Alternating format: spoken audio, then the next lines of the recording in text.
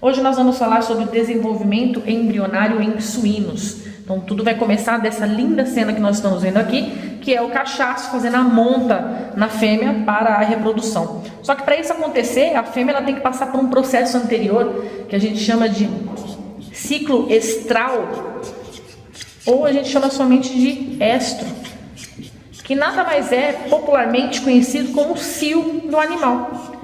É somente no cio que a fêmea vai estar pronta para aceitar a monta do macho. Na suína, na porca, no caso, esse período ele acontece de aproximadamente de 20 a 21 dias, né? É o único período que a fêmea vai aceitar a cobertura. Tá bom, ela aceitou a cobertura, ocorreu a monta, o ejaculado já está nela, e o que vai acontecer?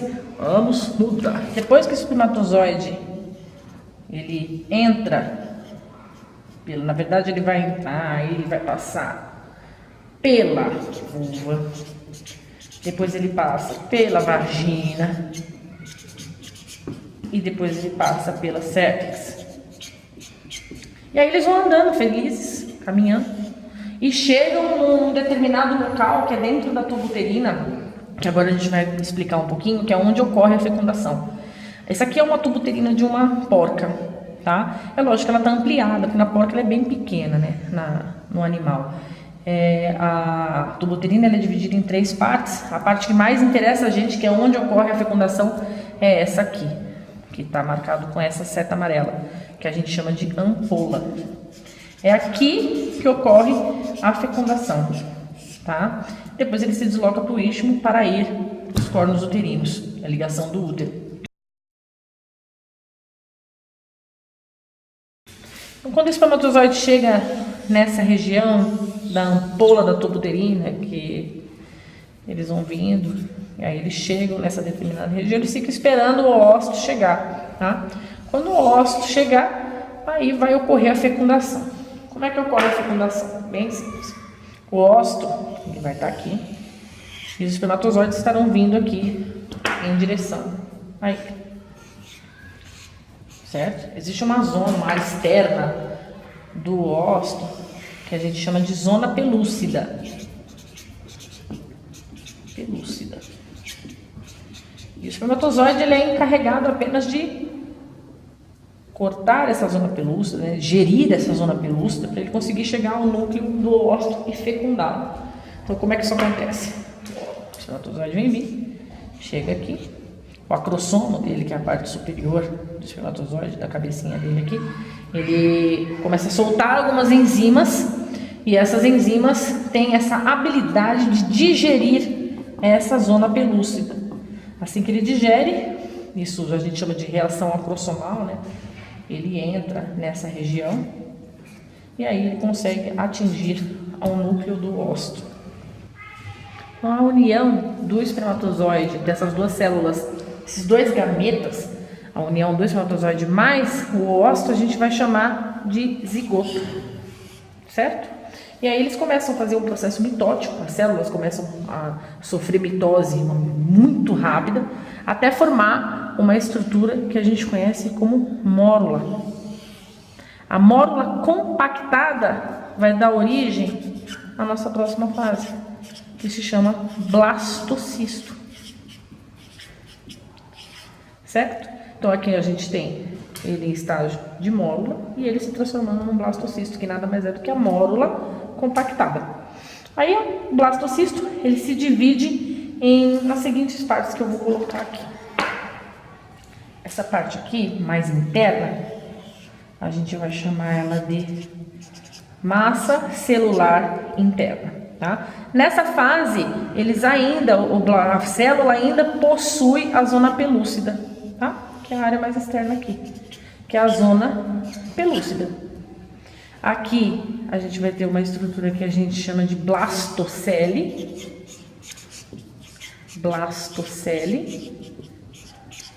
E aqui, rente à zona pelúcida, deixa eu pôr de outra cor.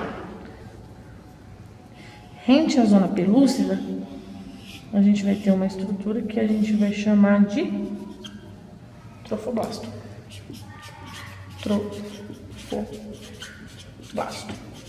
Certo? Essas estruturas depois futuramente elas vão se dividindo e vão formando outras que nós vamos falar a respeito, tá? Depois, o próximo passo, conforme elas vão se desenvolvendo, ocorre a eclosão do blastocisto. A eclosão, ela é essencial. Por quê? Porque a partir da eclosão é que a zona pelúcida vai embora e a célula consegue aderir.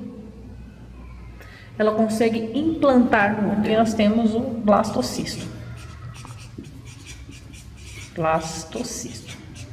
A massa celular interna vai dar origem ao embrião. O trofoblasto, que é a área ao redor, vai dar origem futuramente à placenta fetal. E a blastocele vai dar origem ao saco vitelínico primitivo.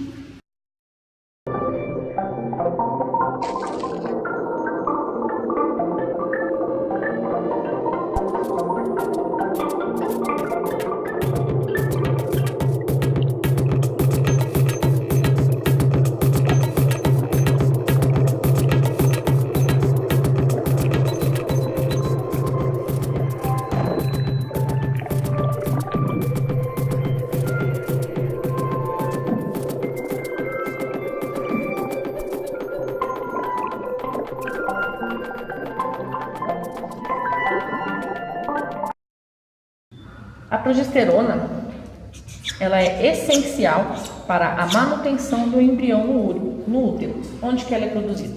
Ela é produzida pelo corpo lúteo, que está localizado nos ovários, certo? Aí o que acontece? A partir do momento que os embriões estão lá, independente deles estarem ou não, o útero ele produz um hormônio que se chama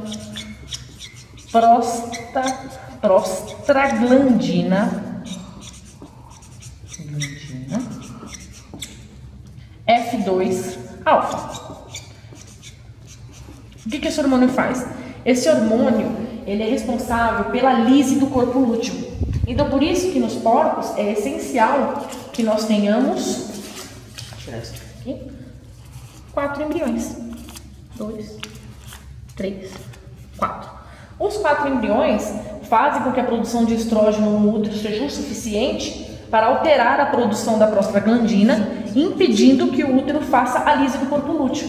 Porque, como eu falei anteriormente, o corpo lúteo, que produz a progesterona, é essencial para a manutenção do embrião no útero. Logo, a gente chega à conclusão de que a Peppa e o irmãozinho dela nunca existiram. Por quê? Porque eles são 2. E nós, nos porcos, nos suínos, nós precisamos de, no mínimo, 4 embriões. Lembra que nós falamos que a região do trofoblasto vai criar a placenta? Então, aqui a gente pode dizer que essa parte a gente vai dar o nome de criptas endometriais. Criptas endometriais. E essa região a gente vai dar o nome de córeo fetal. Certo? A placenta nada mais é do que o órgão intermediário entre a mãe e o feto. Isso é a placenta. Quais são as funções da placenta? É nutrir o embrião com oxigênio, vai ser a troca gasosa, e nutrientes. Outra função da placenta é a remoção de detritos metabólicos.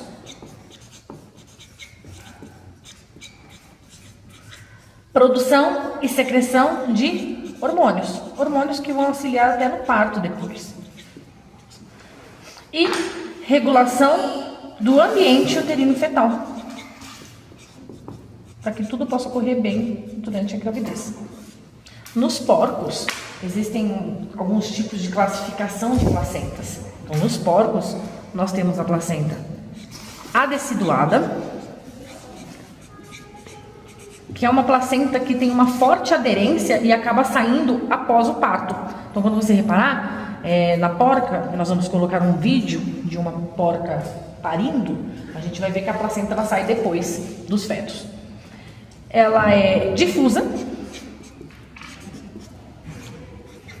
Uma placenta difusa é onde a maior parte do córion está uniformemente unida ao endométrio. E ela também é epitélio corial. Quando nós estamos falando de epitélio corial, Nós estamos falando das camadas teciduais entre a mãe e o feto. Ou seja, o quanto de comunicação do sangue da mãe que vai ter com o sangue do feto. E nos porcos, é a epitélio corial, é essa aqui. Então a gente pode ver que é o que tem menos comunicação. Por quê? Porque existem 6 camadas entre os dois, o que dificulta essa troca de nutrientes.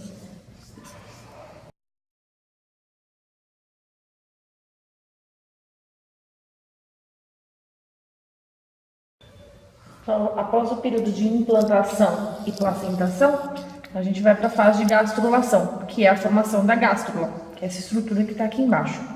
Esse processo de gastrulação nada mais é do que a diferenciação das 3 camadas germinativas. Então, ele vai dar origem a ectoderme,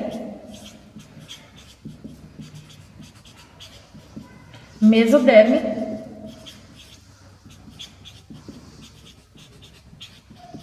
e endoderme, que são os folhetos embrionários. Mas como é que ela acontece? Ela se inicia com a migração das células epiblásticas, que estão localizadas no epiblasto, essa parte superior, para o espaço entre o hipoblasto e o epiblasto. Então as células começam a migrar. Primeiramente elas formam aqui em cima a linha primitiva. Aí o aglomerado dessas células vai formar o nó primitivo. E a partir do momento que elas começam a descer, essas células, que são chamadas de precursores mesendodermais, vão dar origem à mesoderme e à endoderme. Aqui na figura a gente consegue ver exatamente as em vermelho é a mesoderme e as amarelinhas que ficam na parte superior do hipoblasto é a endoderme.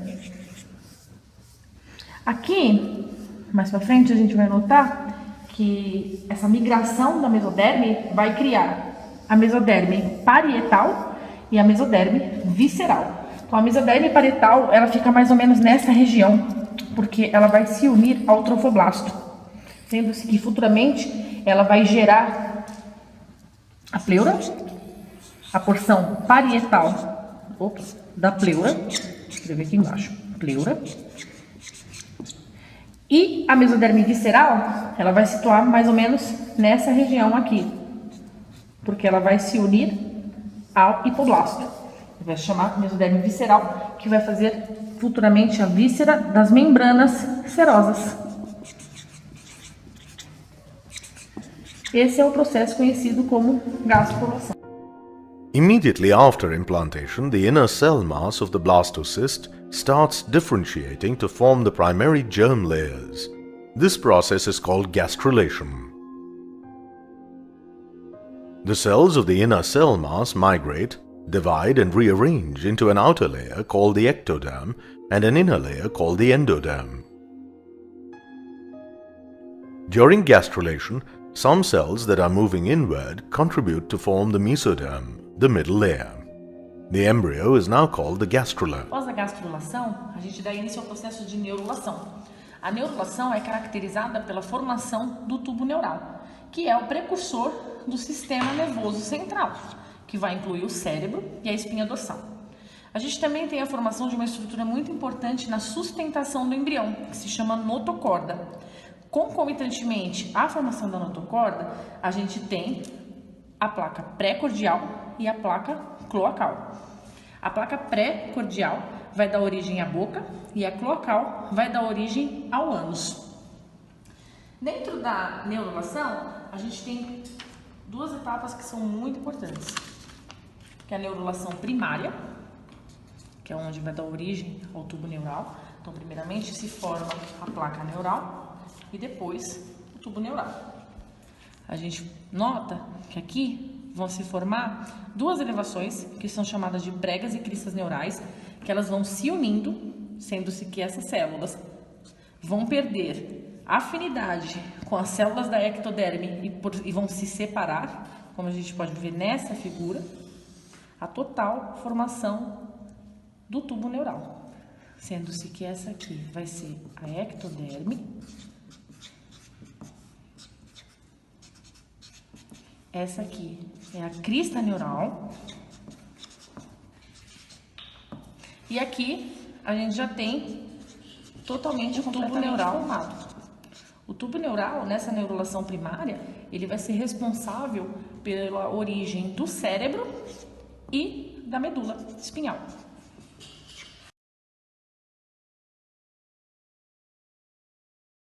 Na neurulação secundária, não existe esse processo todo e ele vai continuar dando a formação da medula espinhal caudal a partir do sacro. Então, nós temos o processo de neurulação. Então, agora, dando continuidade, a gente vai falar sobre o que cada folheto embrionário, qual órgão que ele vai formar no organismo. Então, você olha para cá e você imagina que isso aqui é de uma... A gente colocou na cabeça de um porquinho para ser um porquinho. Então, vamos começar pela ectoderme, que é a camada mais externa que a gente viu anteriormente. Vai formar o sistema nervoso central, que inclui o cérebro e a medula espinhal. E da pele, ele vai formar a epiderme. A mesoderme vai formar o sistema cardiovascular, que vai incluir veias e artérias.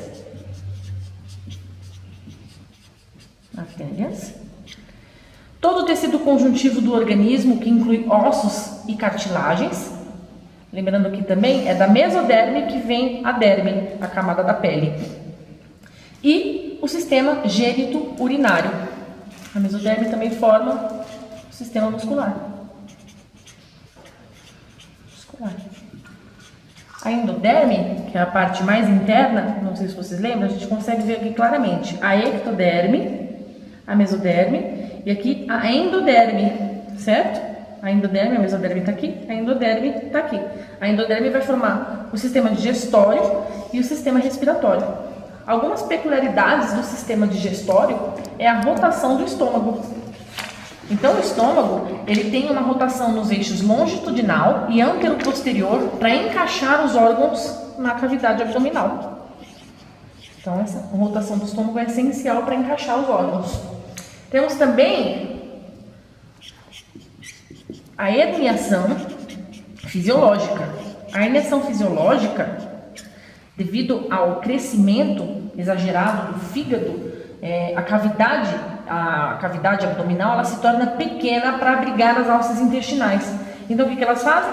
Elas saem por um período do organismo, elas saem para a cavidade amniótica, através do cordão umbilical, e depois elas retornam. Existe uma doença que se chama gastrosquise. É junto aqui, tá? Eu coloquei meio separado, mas é junto. Gastrosquise, que é quando as alças intestinais não retornam à cavidade abdominal. Então, o animal acaba nascendo com as alças intestinais para fora, tá? Então, agora a gente vai para algumas particularidades da gestação dos suínos. A gestação, ela leva em torno de 115 a 120 dias.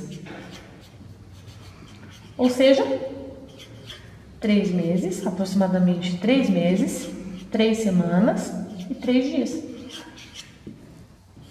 O coraçãozinho dos suínos começam a bater com 22 dias, durante o desenvolvimento embrionário.